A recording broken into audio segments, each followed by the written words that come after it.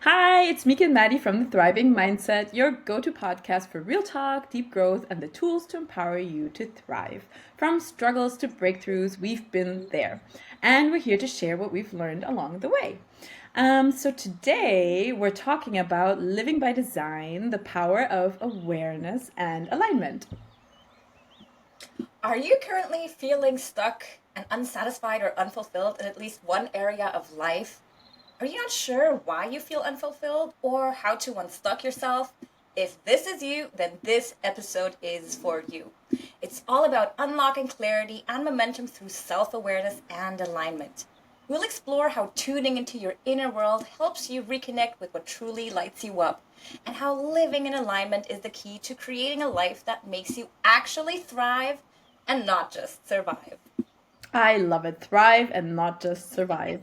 So Yay. let's zoom in on like internal alignment. It's not just about like what you do, but how you feel doing it and whether it really matches who you truly are. So, what we're going to do today is we're going to explore how self awareness helps you recognize when you're living by default or by design, and how alignment is about coming back to your authentic identity. So, not the one shaped by like expectations and roles and what everybody else thinks you're supposed to do, or like old survival patterns, a very interesting aspect of this all, which Maddie is going to share us some really cool stuff and give like really cool background info about it. So, we're also going to unpack like how thriving requires shedding outdated identities and reconnecting with your evolving truth.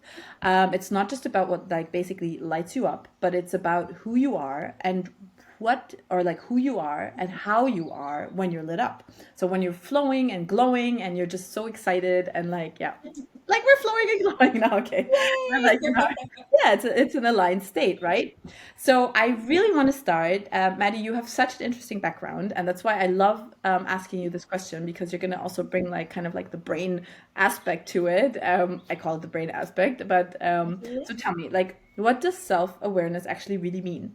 And how is it different from like overthinking or figuring yourself out?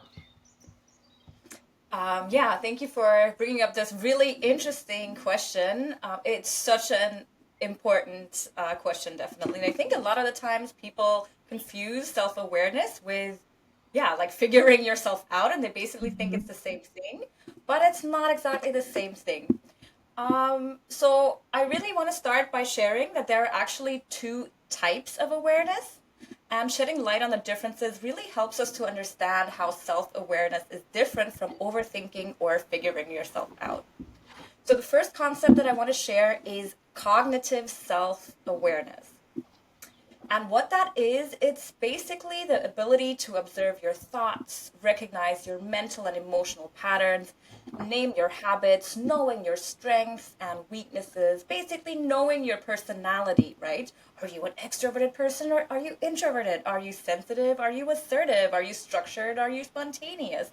Like all of these things, right? So, in short, it's basically about understanding yourself from a cognitive or rational perspective. And a lot of the times, I think people focus on this aspect, so on cognitive self awareness.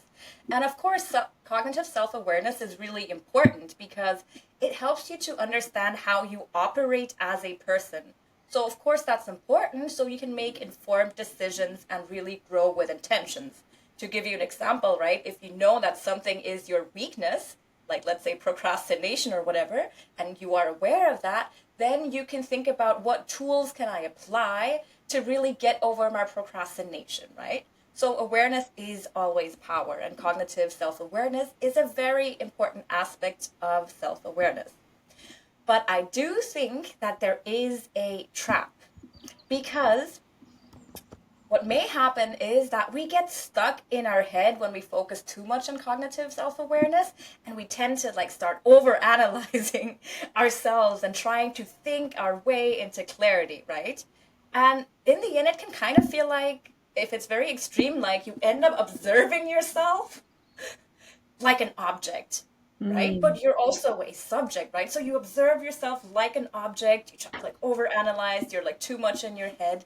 And the danger here is that you may end up being disconnected from your real time experience because you're too much in your head. So it it can also lead to, instead of like really feeling your emotions, you end up just thinking about your emotions and analyzing them. And this can especially happen if you have learned to distrust or suppress your emotions or neglect your emotions. Mm. And this happens to, yeah, and this is actually a very common self-sabotaging pattern in psychology, right?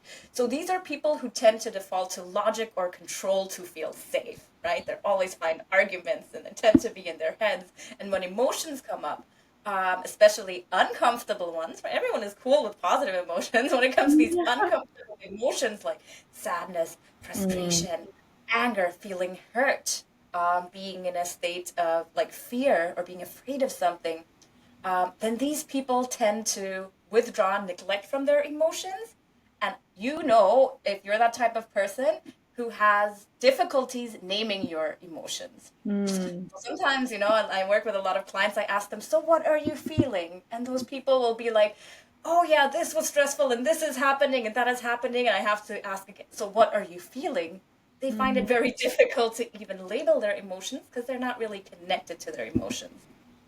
And these are also people who will tend to avoid their emotions and find distractions, right? Whether it's overworking or going out to meet friends or watching movies, anything just to avoid Mm. facing the discomfort of experiencing, feeling, and processing their own emotions.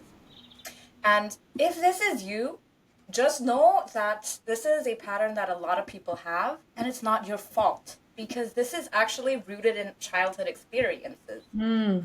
So, yeah. So, if you were a child whose emotions were not validated, or if you were always praised for being like the rational or the strong one, or if you as a child expressed and were your emotions and were vulnerable, but it didn't feel safe because your parents were like, no, you shouldn't do that, like don't cry, Mm. this is not how you should be, um, then that leads to a child subconsciously learning, oh, it's not safe to express my emotions. Maybe it's not good to be in touch with my emotions.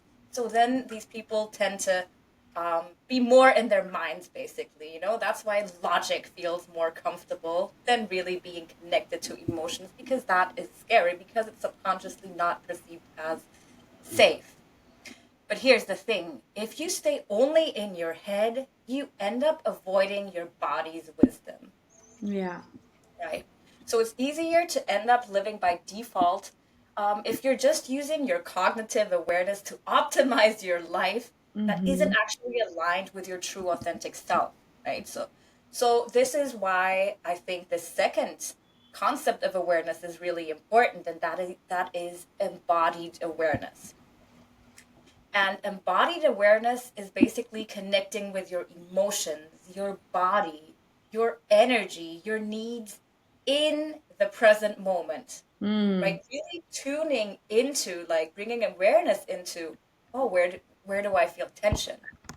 Oh my God, I'm feeling unsafe right now. Like, what is making me feel unsafe? Or I'm having Mm. this emotion is coming up. Why is this coming up? Being able to be aware of these emotions, process them, and understand where they're coming from. And this is also a really important aspect of awareness. And why is this important? Because your body holds the deepest truth, right? It really shows you what brings you joy, what brings you inner peace, right? What excites you, as opposed to what drains you, what makes you feel Mm. stressed, what makes you feel anxious. So, in the end, if you want to know what is alignment for you got to feel it, right? So, Mm. you also feel when something is aligned or unaligned. So even when your mind is confused and overthinking, your body often knows the answers deep within. So when you're really feeling stuck in life or unfulfilled or something feels off, it's really key to also tune into your body and to really ask yourself things like, yeah, I mentioned before, where do I feel tension and openness? Which people or environments make me feel most myself or safe or alive or good? What Mm. makes me feel shut down or happy or numb? So basically, embodied awareness is about feeling your way into clarity as opposed to thinking your way into clarity. And your body speaks in terms of, or the language that your body uses is energy, emotion, and sensation. And when you slow down and create a safe space where you can tune into it, that's when you can really start listening to what your body is communicating to you.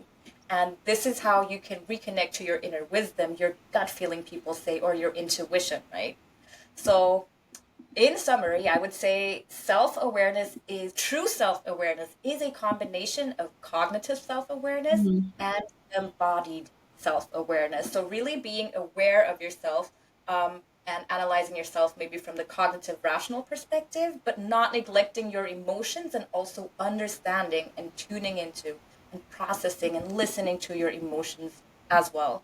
So, you have to integrate both Mm. levels of self-awareness, I think, to really have a good, strong level of self-awareness. Yeah, and it's so cool because like all these things that you t just touched upon, like listening to your body, it's not something naturally you learn like in school or something, right? But it is Never. something unfortunately, right? I think that yeah, the world would be a way better place. But yeah, it's something you have to learn over time. I remember when I was in a very very sad part of like or phase of my life, it was really that's the first time I had heard about mindfulness, and it was the first time I was like crying, and I was like, okay, feel it, just feel it. And the moment I sat with it and I felt it, I actually stopped crying. So it Mm, helps you to like get over these emotions. And I feel like the more you push them away, the more they will come up. But when you feel them, then all of a sudden I was like, okay, my throat is all heavy, my heart is racing, my tummy is this, and then all of a sudden I stopped crying. So really, it's like it's kind of this, yeah, you learn it, and it is for your own benefit, of course. And I think it's so fascinating. Like so much comes from our childhood, right? It's like this whole topic of like emotions and like where do you feel safe and so on. And you can't blame the parents. Like I'm a parent, right? mm, And I'm like, I have moments and I'm like, okay, I know my kid has emotions and da da da. But when your kid cries, you want to help your kid. You want to be like, oh, don't worry about it, mm, little girl, poor little boy. I want to help you and so on. So it's like it's kind of on the one hand side, it's your helper syndrome, or it's like kind of you want to help your kid, but on the other hand side, it's also sometimes you get so like triggered by a child, you're like, please don't scream now, and then you're mm, like, screw it, no, I don't know. So you can't really blame the kids, but I feel like it's something you can learn. Maybe we'll do something about like childhood. We should do an episode about childhood, and then like yeah, definitely. yeah, and so the crazy thing, I mean, is you also touched upon it. It's like you said, it's about the present moment. So let's Mm, look at this whole like aspect of like how can you like define alignment in your everyday life, right? And if you look at your like, and the everyday life is so important. It's like we always have this end goal, or we have like this like huge place we want to go. But I mean, we spend the only true moment we spend is now, right? It's always what they say. It's yeah. also something you have to learn, right? What does that actually mean? So it's really about like how do we, find alignment in our everyday lives, like in the small, in the present. So it could look like this. You could say like alignment in everyday life is really about the state where your actions, so what you do, your decisions, what you decide, and your behaviors are consistent with your core values, your beliefs, and your long-term goals.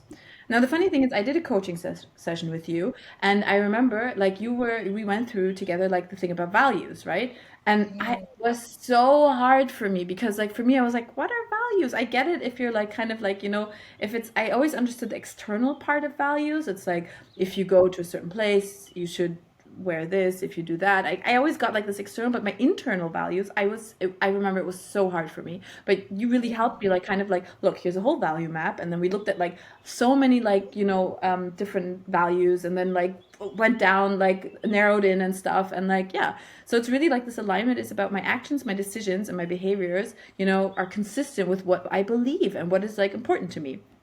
And another thing that I really love about alignment is that you look at it like kind of like as an inner counsel, because when you go like this whole journey of like self-growth and so on, it's everyone always says it, and it's you have to learn it, right? You have all the answers inside. You have your inner Mm, counsel. You know, you have like kind of you have the how do you say it in English? Like your intuition, right? It's like in your tummy. You kind of feel, is it right or wrong? Should I do this or that and stuff? You have, you know, the answers inside. So it's really it's like kind of this, and you just said it as well, like how do we like not turn off our head, but like kind of turn down our head, like our thinking head, and like turn up our heart more. So it's like kind of like finding like this synchronicity between the two, and you know, and really, yeah, going this emotional, like what feels right. So in my everyday life, that's what I try to do, is like I really try to like look, does it feel right, does it feel good, am I happy about this decision or not, you know? So it's kind of like, yeah, does it align with who I am and what I want to do? And um, what I think what everybody could take for them is maybe like something like, what are like important signs, right? What are signs for that you feel aligned? And usually it starts with something like clarity. So you know what you stand for and where you want to go. And I think that's like the thing. It is in your everyday life, but you want to know what you where you want to go, right? So it's really about like, yeah, going kind of that way. I think always also alignment is, it goes together. I just said it before as well, with like a kind of ease and flow. Um, although, so like the ease and flows, you know, tasks feel super meaningful, like you lose track of time, it's fulfilling and stuff. Although, and here comes the but, there are tasks that are just really shitty. And I'm, you know, it's like doing your, yeah, there's, and you have to do them because they're part of like, I said right. to you the other day, I have to do taxes. I'm like, Well, that's I have to do them too. I Oh know. my God. Nobody feels. Yes. Do you We feel have to. aligned doing your taxes? I don't, you know. So it's, you know, Me there. too. Yeah, but you still have to do them because otherwise, yeah, you'll have major problems. So I think it's that's always the thing. There's no like it's never black and white. It's never this is that and that's it. But there's like different degrees, right? So I think it's kind of like having this clarity. It should be easy and flowing. It should give you energy. You should feel energized. You know, you should feel confident about it. You should like your decisions. You should also have this kind of like peace of mind to it. Yeah, and I think it's really about like it's just yeah, it's really just so important to understand that not everything will be easy on your journey. So doing taxes or even like, you know, standing on stage the first time, it you know, you're not going to be like, yeah, I feel easy and flowing and da da da. You are full of energy, but it's like nervous energy. But it is, of course, like these big steps are sometimes also super scary. And it's kind of like, yeah, I think you should always like tune in, and yeah, there will be challenges and you might feel like you're out of alignment, but they are necessary to grow, right? So it's not just all sugar coated, it's not just all Right. beautiful. And it's, yeah, it's really about keeping your goals in front of you and checking in with yourself. Yeah, I love so many things that you've mentioned. So, yeah, definitely. I think we know when we're more in alignment, and we've also touched upon this during the first episode. Like, you just feel it when you're in alignment, right? More ease and flow, like inner peace, more Yeah. joy, more energy. Um, in other words, I think you can also say less inner resistance or minimal or no no inner resistance, like in certain moments, right? And when you're out of alignment, I feel like your body and your mind and your emotions are just like so much inner resistance. I don't want to do this. Your body's already like, you're Yeah. like, no attention. So that's when you know when you're out of alignment. But it's so important what you emphasize that I think it's all I would say like about balance, right? Because Yeah. you're not gonna flow into a chapter of complete alignment, and you're not gonna flow in Mm. alignment for years, right?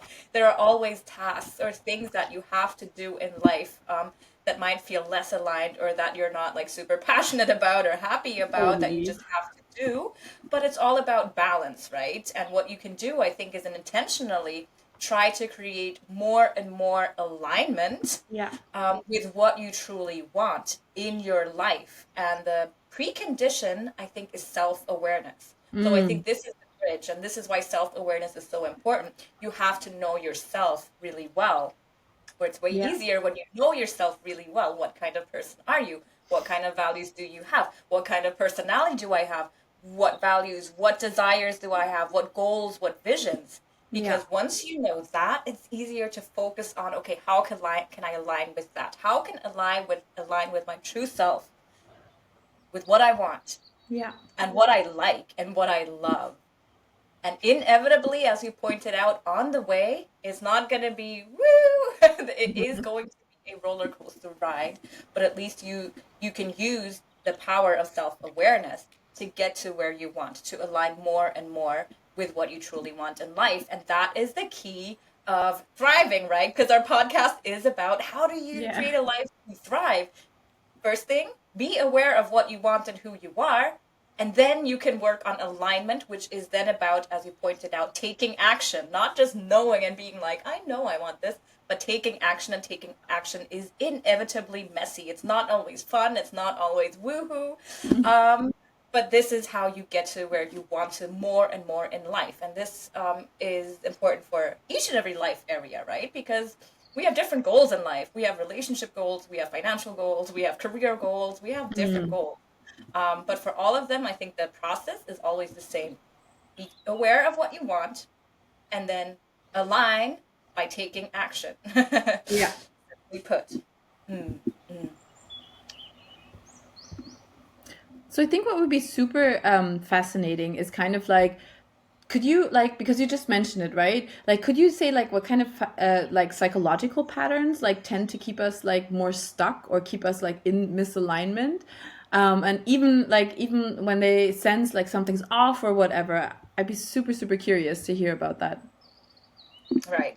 Um, Very happy to share. And it's so common, I can share as a coach, right? Working with people who are stuck, that's why people look for coaches, right? Is everything is flowy, Mm. they don't need a coach.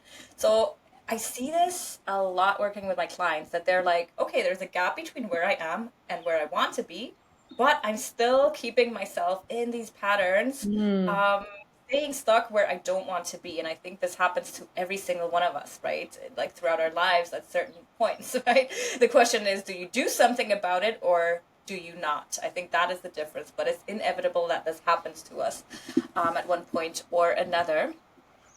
And I'd like to share two things. So the first thing that I'd like to share is I think the main answer why people stay stuck in places or patterns that they don't want to be, that don't serve them, that don't fulfill them, is because they're holding on to limiting beliefs and fears. Mm.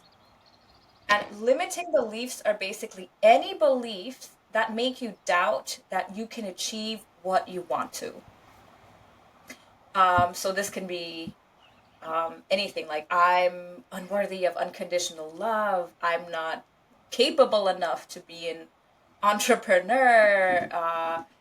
Any belief basically that makes you doubt that you can do what you want to.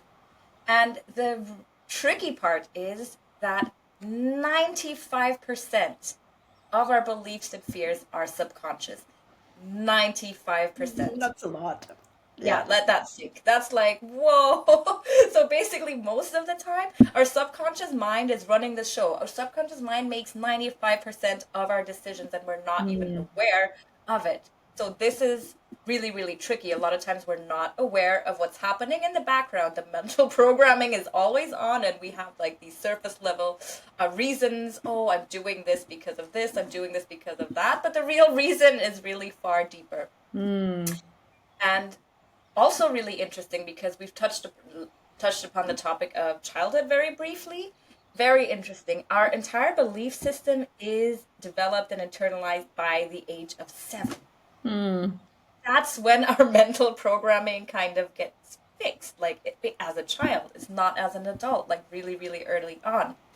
And you really need to go through something like traumatic or something that shakes you up a lot emotionally for like a belief or some smaller beliefs to change. But your basic mental programming is determined by the age of 7. That means that the way you relate to yourself, your emotional patterns, but also your behavioral patterns, including your self sabotaging patterns, which can be things like overworking, not being able to rest, or people pleasing, or being hyper vigilant, always imagining worst case scenarios. There's a like procrastinating or Mm. avoiding.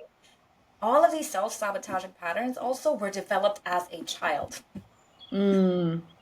right? All of our belief system and all of our patterns come from our childhood.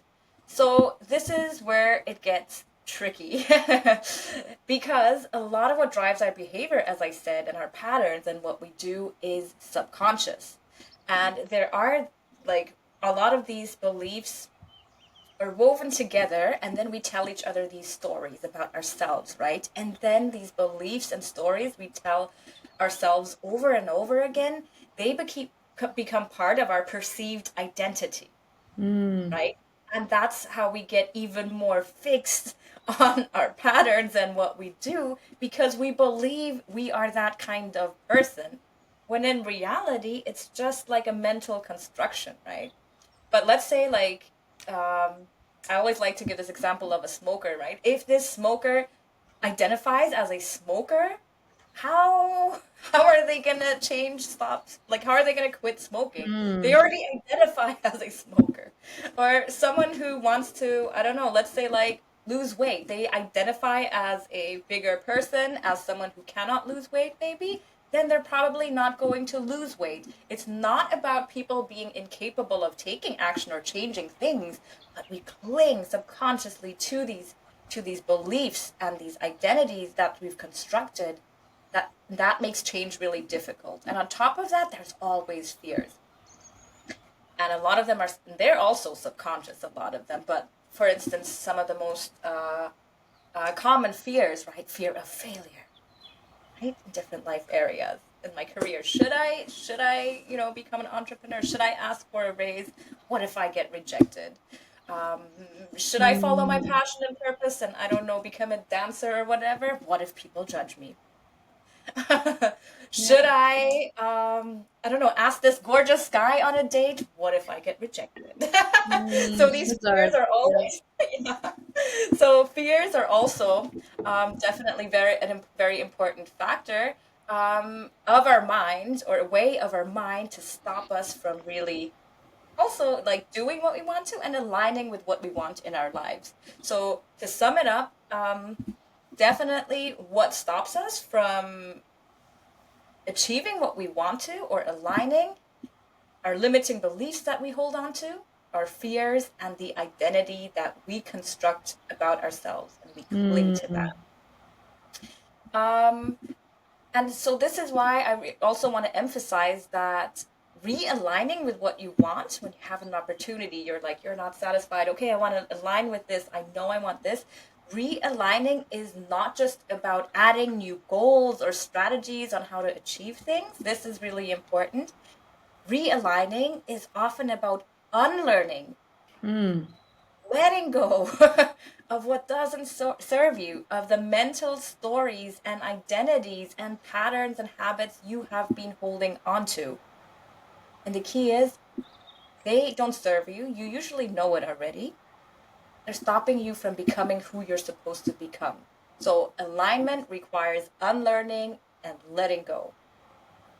So this is one thing that I wanted to share. And the second thing that I wanted to share, talking about brain science and psychology, Mm. is that that there is something called the familiarity bias or status quo bias. So that basically means that our brain perceives, and this is also subconscious, our brain perceives what is familiar as safe. And this is basically what we call the comfort zone, like what we are used to, right? Mm. Here's the tricky part is, while it's called comfort zone, a lot of times the comfort zone isn't comfortable at all. It can be like Mhm. really, really, really uncomfortable and make you suffer and make you feel frustrated and sad, disappointed, scared, anxious, stressed. The comfort zone simply means something that is familiar to you. So think about, as an example, a job that's really draining you and stressing you out, and you're already like, you hate it. But in your brain, your mind subconsciously perceives it as a comfort zone. It's familiar, so it's not a threat. Or think about a toxic relationship, or a relationship where you feel like you're not treated like you want to be, but you still stay in there. Why? Because for your brain, that feels familiar and that is interpreted as safe, even if it keeps you stuck and unfulfilled or unhappy. You have to not understand, I think we have to understand that our brains are wired for survival, and not Mm. for thriving, right? That's just the mechanism behind our brain, right? Our species, we evolved to survive, not to thrive. That's the biology behind Mhm. it, basically.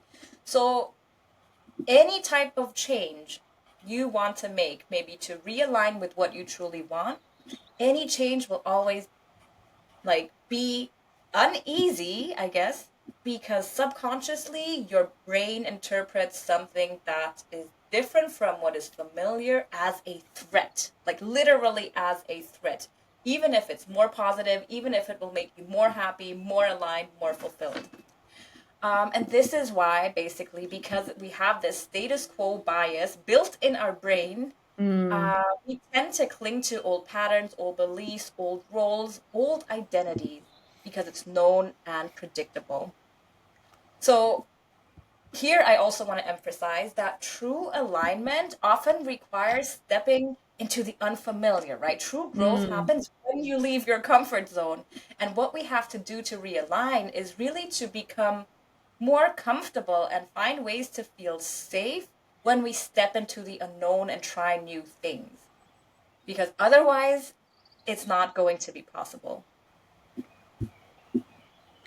Yeah, that is so. Oh, I was just sitting there and I was like, oh my God. I mean, for somebody who's maybe like new to the topic, it's like kind of like it's so powerful, right? Because it's like even if you're like if you're if okay, so even if in your childhood like all your patterns are formed, right? And your brain is Right. kind of working against you. I'm going to say working against you. Of course our brain and our body is totally always for us, but it's kind of like it sounds so like, "Oh my God, what am I going to do?" It's like it's easy to fall into like kind of this not panic mode, but to kind of be like, okay, this is it's heavy, right? But it's so important to unpack these truths Mhm. because they're just so yeah, they're just so powerful. And it's really, and I think by understanding like how these patterns are formed and understanding that your brain just always looks for the most efficient way, right? It loves efficiency. So it's not bad or anything. It's not working against you, but it really loves like that kind of like its efficiency. And I once read like your brain is really lazy actually because it has so much energy Exactly. and it has to keep you alive, right? It's like I have to make the heart pump, I have to make all the blood go through everywhere. I have to like you have to breathe, you have to watch out, there's a car that could hit you. So your brain is just like this is a lot. So that's why, I guess it's kind of like in a sense it just yeah, it has this that's why it doesn't like change so much. But yeah, and looking at all these aspects, of course there's hope, right? And I think that's always like it's so Yes. important. Yeah, and Yes. so much hope, right? It's like there's so much it's so yeah, that's why I love that you brought this because there is so it's so important to understand it and to also to understand you are in control, like by being aware, having the self-awareness that your brain is that way, having the self-awareness that it's kind of like these patterns are formed. This is your most powerful tool for change, right? And that's the beauty of it. And that's why also I think it was so important for us to choose for the second episode this aspect of self-awareness because that's where it starts. And Yes.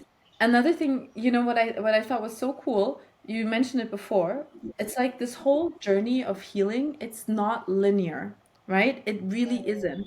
And that's why it's like we will always have setbacks where our brain is or our patterns kick in. They're also there to protect us, right? So it's kind of like they are our buddies, all our buddies basically, in a sense. And I mean, and if we take it a step further, and that's why it was also so important for us, like for this episode we wanted to say there are like go-to practices, there are tools that you can use, there are like ways you can realign and you can notice when you get going off track. And yeah, and we wanted to like share some with you, like our favorite tools, I guess I would say. And so for me, what's always super powerful is like the whole aspect of like journaling. Because I love, and I mentioned it in the last episode, I really love like sitting down and making like doodles, and like I always like I use these journaling prompts and I doodle with it. So I kind of have this like for me it's a creative like exercise. And I ask myself like questions like and I think you also mentioned some like last week, and yeah, I ask myself these questions to like check in with myself. It's like, so when did I feel like most alive or energized? Like ever in my journey, of course, but also on everyday life, so it could really be something to really put in front of you, like to really make yourself aware what makes you feel alive. And it's so Mm-hmm. simple, but it's also really hard, right? Because it's kind of like you really have to put the time and sit down and, yeah, ask yourself these questions. So my favorite questions are really, yeah, what makes you feel most alive and energized? Um, I also like looking at my childhood. Like, what did I love doing as a child?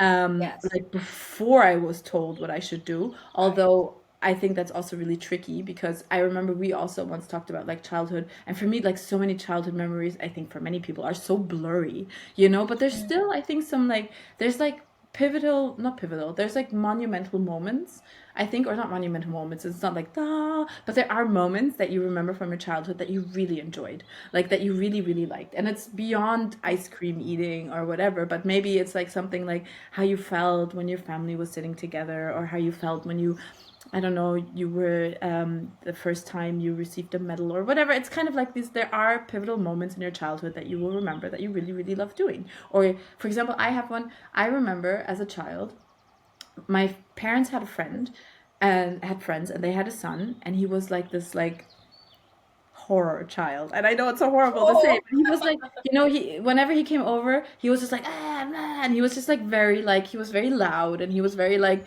yeah. And I remember that so clearly. Like he was so loud always. And then I once sat down with him and I read a book. And like all the grown-ups around were like, "Wow, Mika, you made him calm down, he's sitting with a book." And I remember that so clearly. And I must have been like 7 or something. And I remember it so clearly. And I was like, "Yeah, duh, I'm just reading a book." For me, it was so normal and Mm. natural. But like for them, they were all like, "Wow." And now looking back in hindsight, I was like, "Yeah, that was a beautiful moment." So yeah, and I really enjoyed doing that. And yeah, so sorry, I'm like, getting off the question. So it's really like kind of Okay. yes, it's about like what makes you feel alive, what did you love doing as a child, and of course, what's super important, not always just like the positive, but looking like what drains you, and like kind of like what like what takes energy away from you, and of course like what fuels you. So it's really, yeah, about yeah. So journaling prompts is definitely a super strong tool. Sitting down, regular, making time. If you don't want to draw, you can, I don't know, of course, you can, just write down. I feel like with most, I mean, a lot of people do advise writing is so important, right? Because it's such a brain exercise. I guess for some people, it's also, I sometimes send myself voice messages because I also find like talking is a powerful Mm. tool, right? So you can send yourself voice messages. Anyway, and another like a super good like tool or go-to practice is really like what we mentioned before, doing a core values exercise and doing like a list and narrowing down and picking like your top 5, and then you can always like reflect on how those values show up in your daily life. You can, explore which decisions or actions feel most in alignment with those values. And yeah, it's really getting an understanding of what you stand for and what's important to you and what you enjoy. And yeah, and I think, it's that's why we also chose like to put like self-awareness and alignment in one, because it's really kind of like, who are you, what do you stand for, what do you like, and then you're aligned, right? And it's, yeah, so that's kind of the yeah, what I really want to share with you guys. And I know that you also have some really cool tools, Maddie, and I'd love to hear some. Yeah. So tools that help us to realign with what we want or bring Mhm. awareness to maybe what we want to align with, who we are, right? What kind of Mhm. person we are, our values. So you've already mentioned journaling is definitely very, very powerful, or a value, I'll call it like a value check-in, like just finding out what your values are. There are tons of value lists on the internet that you can find. If you've never done it before, I can highly recommend it. And then just choose the top 3, and it's going to be easy to remember. You don't want to have like the top 10, the top 3. When you make a big decision, you can check in with yourself. Is this big decision aligned with my core values? Um, I personally find it very exciting and interesting to work with different types of frameworks that help me understand myself. So I Mhm. really like the Myers-Briggs framework, for instance, but I'm also really big Yeah. into psychology. But I was very skeptical before I took the test, and then I took it, and then I was like, oh my God, I'm such an Mm. ENFP. So much makes Yeah. sense. Me So too. that Me really too. resonated a lot.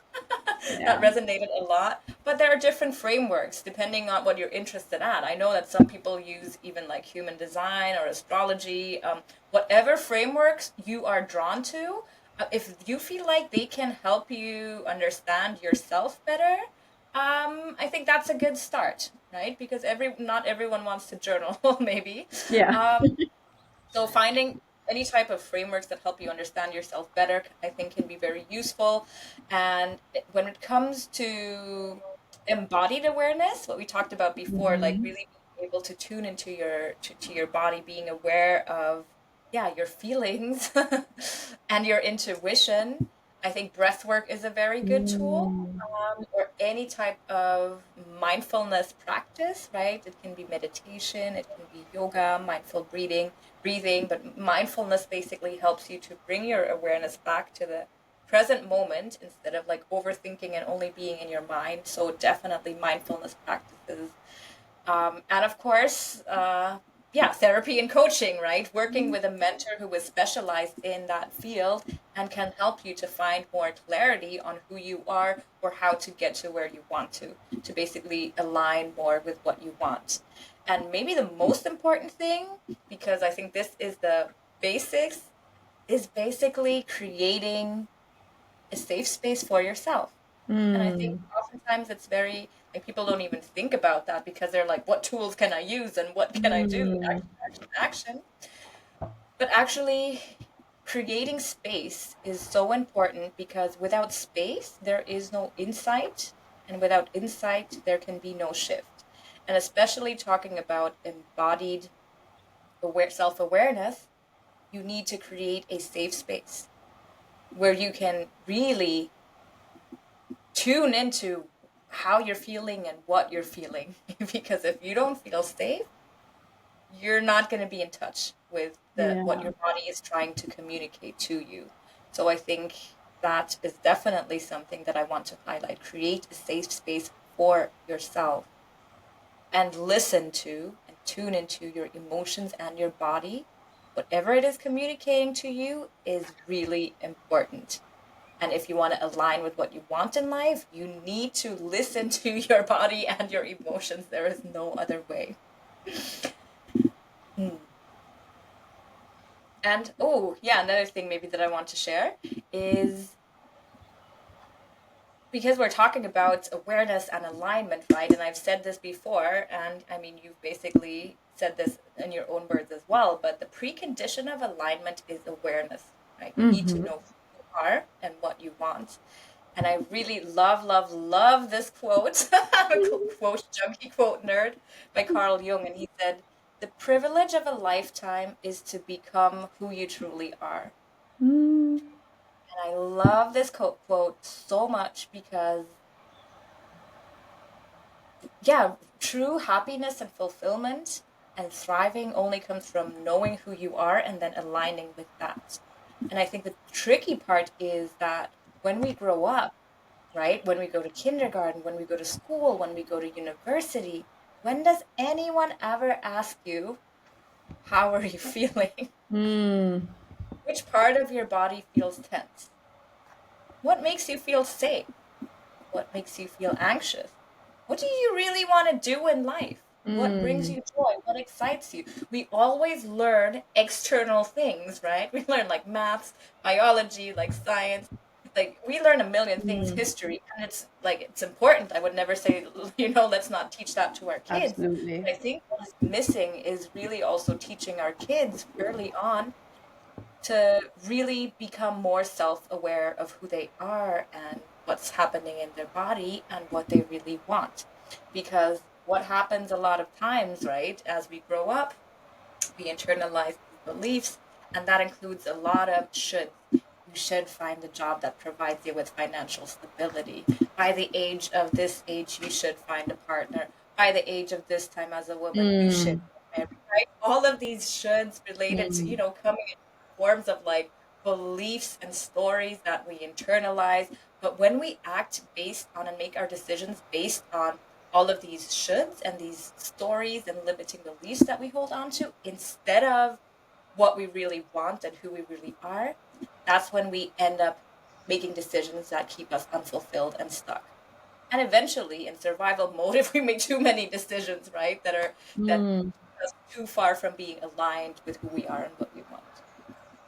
And what I really like about that quote as well is like it's the privilege of a lifetime, right? It's like we feel like Yes. it has to all happen now, but we have a life to do it. And I once also read it's really you are always at the right place. Like it's you're always, you can always start now. You can always, it yeah, where you are right now is always the right time, the right place. And then it's like about making these decisions and then it's about like going your way and so on. And yeah, so it is a lifetime. And it doesn't mean, yeah, you don't have to have all the answers now, but it's really, you have time to figure them out. And you said it today. The most important thing is just really that you take action, right? That you go the steps, that you go, yeah, that you go. Exactly. And I also, yeah, think that we as people, we evolve over time, right? We have different life phases. So who Hmm. we are at the core, I do feel like doesn't change that much. That's why I think what we talked about before. If you really want to know who you are, what excites you, who you are, go back to your childhood before you internalize all the conditionings and the should do's and the expectations and the beliefs. However, your goals in life and your desires, your visions, your dreams, they may maybe change depending on like the life phase you're going through, right? So you always have like that's the privilege. You always we have so much time to figure out again and again who we are and what we want. Yeah. If you have the intention to do that, right? And awareness is power, so it's always good to work on becoming more and more aware of yourself from a cognitive perspective, but also emotional perspective, as we have shared and highlighted today during this episode. So, at the end of each episode, we like to leave you with one simple but powerful mindset shift or exercise or some kind of food for thought. So, Mika, what do you want to share with our beautiful audience today? Ooh, so I'm so excited. This is my absolute favorite quote. And I actually, my father actually used to, and he wasn't like a super spiritual guy or whatever, but still, he gave me this quote. He always mentioned it. And that's why it was so important to me to share today. And I feel like it fits also so well with what we've talked about. And it's really about like a journey of 1,000 miles begins with a single step by Lao Tzu. And who doesn't know Lao Tzu and Taoism is also beautiful, like philosophy to look into. And yeah, and basically the quote means is it emphasizes that even the most daunting task or even like the biggest journey or whatever can be started by taking small steps, right? And it highlights really the importance of beginning and the understanding, like kind of the progress that you make incrementally. So, what I want to give to you guys today is we talked a lot about like different tools and we talked about like kind of like how can you, bring more awareness. And maybe you could take like kind of like what is a small step that you could take today? Is it like I'm going to do a journaling prompt? I'm going to ask myself this one question. Am I going to go online like Maddie suggested and do a Myers-Briggs test? Or am I going to do like kind of like a values list? So, what is like a small step that you can take today that's going to like make your massive journey like kind of not start but like kind of like yeah, kickstart. And yeah, that's what I would love to give to you guys today. I can't believe it's already done again. My God, it's like, Yeah, it time really is. flies Yeah, when you're having fun, so that's good. I know. Um, I love the quote that you just shared, and yeah, I think it highlights the importance of not overthinking because a lot of times I feel like when we're stuck and unfulfilled or something is off, we feel disconnected, we're like overwhelmed, like where do I even start? Like how am I gonna change things? Stop overthinking, take a deep breath, and remember take a simple focus on one small simple step that you can take today. I think that's a beautiful beautiful takeaway for our audience, so thank you so much for sharing that. And for our next episode we'll be diving into something super juicy. The next episode is going to be called the inner critic, how to Hmm. stop letting fear and self-doubt drive your life. Of course, very relevant because come on, we are all humans, right? And it's normal that we have these fears, these doubts, these worries get in the way of achieving what we want, like in between when like our lives, right? And this can be related to different life areas. But we don't have to let self doubt and fear stop us. Breakthroughs are possible. So, we'll talk about how to quiet that critical voice in your head, where it comes from, and how to build a mindset that lifts you up and empowers you instead of tearing you down. Because, as I always like to say, your mind can work for you or against you. And the key is to use your mind, of course, to work for you. That's how it's easier to create that alignment and to thrive in life. So you don't want to miss it. And that being said, it's already time to say goodbye for now. So until next time, stay true, stay curious, and keep on aligning.